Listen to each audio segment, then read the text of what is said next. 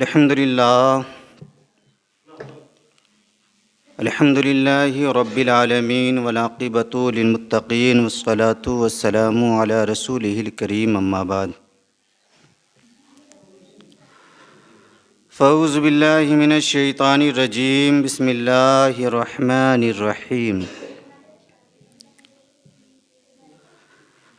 سبحان الذی اسری بعبدہ لیلا من المسجد الحرام الی المسجد الاقصی صدق اللہ العلی العظیم۔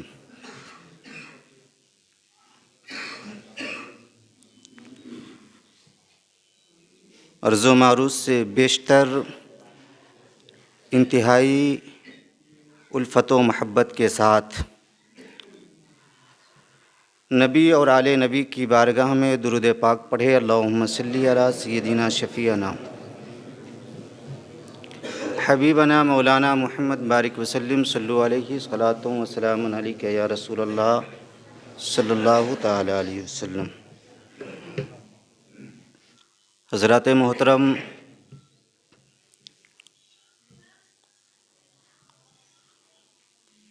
یہ ماہ رجب چل رہا ہے جس کی 27ویں شب آنے والی ہے،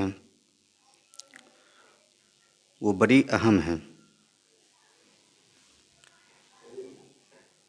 اس اعتبار سے کہ اس شب میں ہمارے نبی کو معراج ہوئی اور اللہ رب العزت نے ہم لوگوں کے لیے نماز عطا فرمایا۔ قرآن مقدسہ کہتا ہے سبحان الذی اسری بعبدہ لیلا من المسجد الحرام الی المسجد الاقصی، کہ پاک ہے وہ جو لے گیا راتوں رات اپنے خاص بندے کو مسجد حرام سے مسجد اقصی تک۔ آپ غور کریں تو پتہ چلے گا کہ اللہ رب العزت نے سفر معراج کے ذکر سے پہلے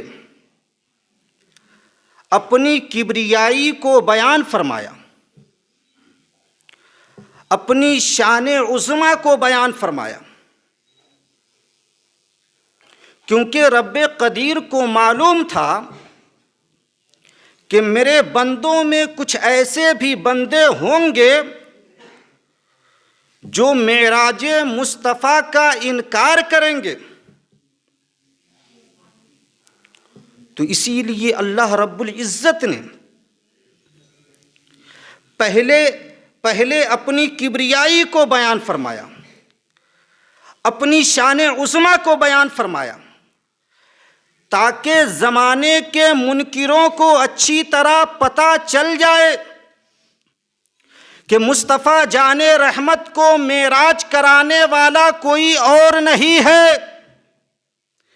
بلکہ وہ قدرت والا رب ہے جس نے لفظ کن سے پوری کائنات کو وجود بخشا ہے، جو ہر چیز پر قادر ہے۔ اسی رب نے اپنے محبوب کو راتوں رات معراج کرایا ہے۔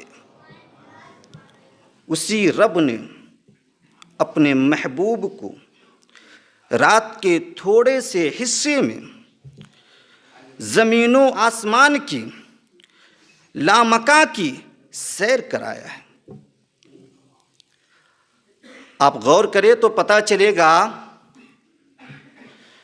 کہ اس دنیا میں اللہ رب العزت نے انسانوں کی ہدایت و رہنمائی فرمانے کے لیے بہت سارے پیغمبروں کو بھیجا۔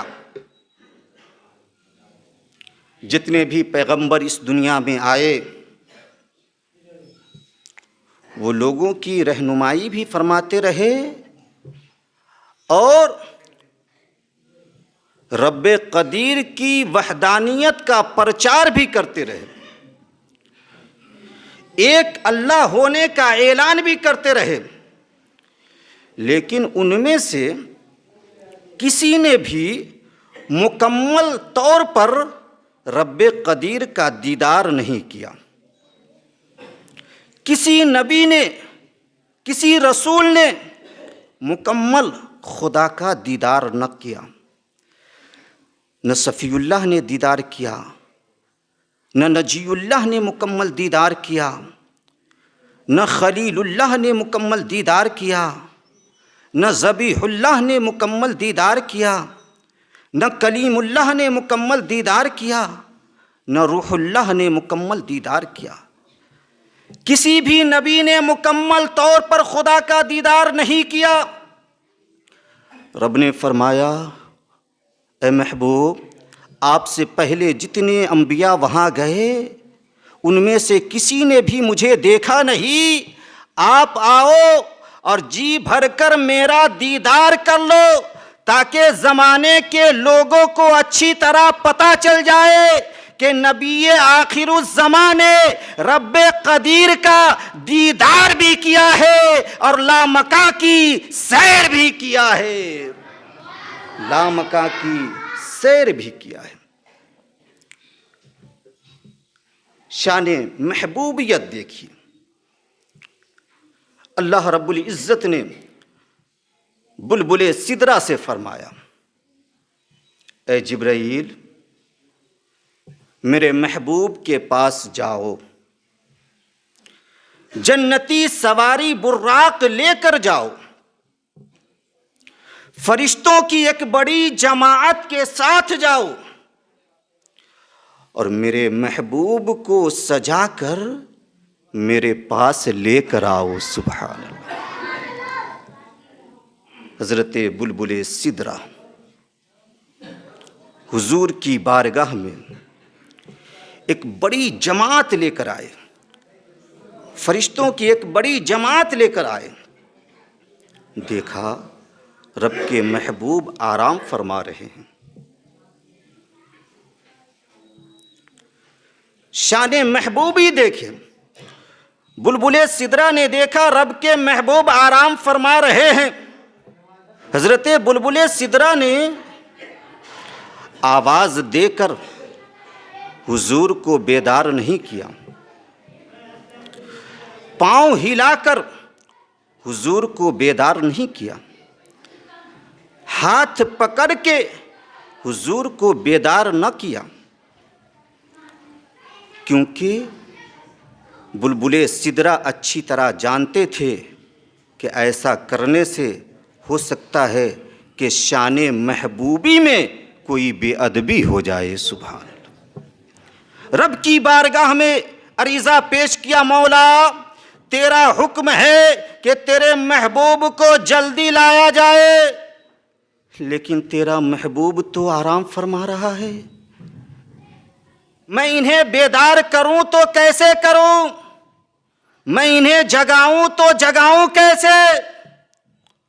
تو رب قدیر نے طریقہ بتایا، اے جبرائیل میرے محبوب کے قدم ناز کو بوسہ دو، ٹھنڈک محسوس ہوگی، میرا محبوب بیدار ہو جائے گا۔ سبحان اللہ، میرا محبوب بیدار ہو جائے گا۔ یہ ہے شان محبوبی۔ جبھی تو بریلی کے تاجدار لکھتے ہیں کہ وہ خدا نے ہے مرتبہ تجھ کو دیا جو کسی کو ملے نہ کسی کو ملا، کہ کلام مجید نے کھائی شہا تیرے شہر و کلام و بقا کی قسم۔ اور یا رسول اللہ تیرے خلق کو حق نے عظیم کہا، تیری خلق کو حق نے جمیل کیا، ارے کوئی تجھ سا ہوا ہے نہ ہوگا شہا، تیرے خالق حسن و ادا کی قسم، تیرے خالق حسن و ادا کی قسم۔ شان محبوبی دیکھیے، میرے محبوب کے قدم ناز کو بوسہ دو۔ بلبل سدرہ نے حضور کے قدم پاک کو بوسہ دیا، آقا کو ٹھنڈک محسوس ہوئی، آقا بیدار ہو گئے۔ سبحان اللہ۔ یہ بوسہ دینے والا، قدم رسول کو چومنے والا کوئی عام فرشتہ نہیں تھا، بلکہ خاص الخاص فرشتہ تھا۔ وہ معزز فرشتہ تھا، وہ معزز فرشتہ تھا جن کا کام خدا کا پیغام نبیوں تک پہنچانا تھا۔ سبحان اللہ۔ وہ معزز فرشتہ حضرت جبرائیل امی ہیں، جن کی پہنچ حضرت آدم صفی اللہ کے دربار میں بھی ہے، جن کی پہنچ حضرت نوح نجی اللہ کے دربار میں بھی ہے، جن کی پہنچ حضرت ابراہیم خلیل اللہ کے دربار میں بھی ہے، جن کی پہنچ حضرت اسماعیل ذبیح اللہ کے دربار میں بھی ہے، جن کی پہنچ حضرت موسیٰ کلیم اللہ کے دربار میں بھی ہے، جن کی پہنچ حضرت عیسیٰ روح اللہ کے دربار میں بھی ہے، وہ حضرت جبرائیل امی کہ جن کی پہنچ تمام انبیاء و مرسلین کے دربار میں ہے، وہ جبرائیل امی کہ جن کی پہنچ زمین کے خطے اور ہر حصے میں ہے، وہ معزز فرشتہ، شان و شوکت والا فرشتہ نبی آخر الزماں کے قدم ناز کو بوسہ دے رہا ہے، چوم رہا ہے۔ عالم تصورات میں محو ہو کر میں نے بلبل سدرہ سے پوچھا، اے بلبل سدرہ، زمانہ تو غیر اللہ کے چومنے پر شرک کا فتویٰ لگاتا ہے، اور آپ نے غیر اللہ کو ہی چوم لیا، غیر اللہ کے ہی قدم ناز کو بوسہ دے لیا، آخر اس کی وجہ کیا ہے؟ آخر اس کا سبب کیا ہے؟ تو بلبل سدرہ نے جواب دیا کہ میں نے غیر اللہ کے قدم ناز کو اسی لیے بوسہ دیا ہے تاکہ زمانے کے عقل مندوں کی عقلیں ٹھکانے پر لگ جائے کہ غیر اللہ کو چومنے سے شرک نہیں ہوتا، بلکہ غیر اللہ کو پوجنے سے شرک ہوا کرتا ہے، غیر اللہ کو پوجنے سے شرک ہوا کرتا ہے۔ یہ ہے شان محبوبی، یہ ہے شان محبوبی، یہ ہے ہمارے نبی کی شان۔ حضرت جبرائیل امی حضور کو سجا کر مسجد حرام سے مسجد اقصیٰ لے گئے، جہاں حضرت آدم علیہ السلام سے لے کر حضرت عیسیٰ روح اللہ تک تمام انبیاء و مرسلین موجود تھے۔ آپ نے وہاں پہنچ کر تمام انبیاء کی امامت فرمائی۔ اس سے پتہ چلا کہ انبیاء کرام مر کر مٹی میں نہیں ملا کرتے ہیں، بلکہ وہ زندہ رہا کرتے ہیں۔ اگر وہ مر کر مٹی میں مل گئے ہوتے تو پھر مسجد اقصیٰ میں موجود کیسے رہتے؟ سبحان اللہ۔ تو زندہ ہے واللہ، تو زندہ ہے واللہ، میرے چشم عالم سے چھپ جانے والا۔ اپنے نبی کی عظمت کو دیکھیں۔ مسجد اقصیٰ سے آسمانی سفر شروع ہوتا ہے۔ پہلے آسمان کو پار کرتے ہوئے 7ویں آسمان پر، 7ویں آسمان کو پار کرتے ہوئے سدرہ کی بلندی پر حضور پہنچتے ہیں۔ وہ بلبل سدرہ جو ابھی تک ساتھ حضور کے چل رہے تھے، جب سدرہ کی بلندی پر پہنچتے ہیں تو وہ بھی ساتھ چھوڑنے لگتے ہیں، عرض کرتے یا رسول اللہ، یہ مقام سدرہ ہے، یہی میرے ٹھہرنے کی جگہ ہے۔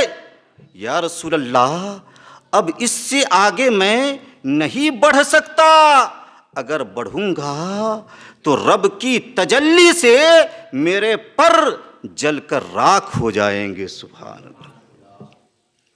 بلبل سدرہ وہیں ٹھہرتے ہیں، لیکن حضور وہاں سے آگے کا سفر شروع کرتے ہیں۔ یہ ہے ہمارے نبی کی شان۔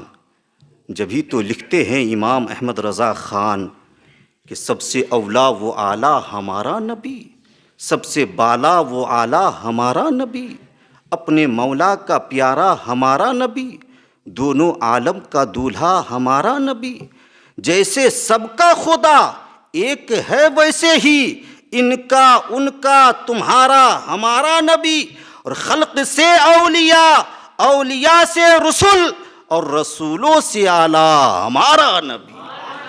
اور رسولوں سے اعلیٰ ہمارا نبی۔ آخری بات، حضرت موسیٰ کلیم اللہ کو دیکھے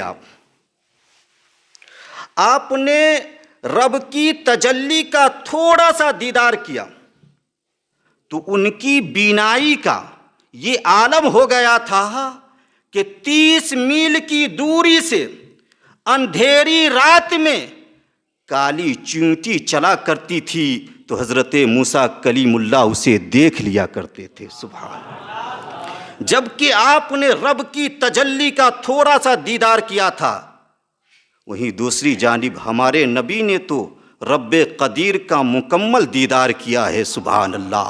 تو جب کلیم اللہ کے دیکھنے کا یہ عالم ہے تو آپ اندازہ لگائے کہ پھر حبیب اللہ کے دیکھنے کا کیا عالم ہوگا، پھر حبیب اللہ کے دیکھنے کا کیا عالم ہوگا۔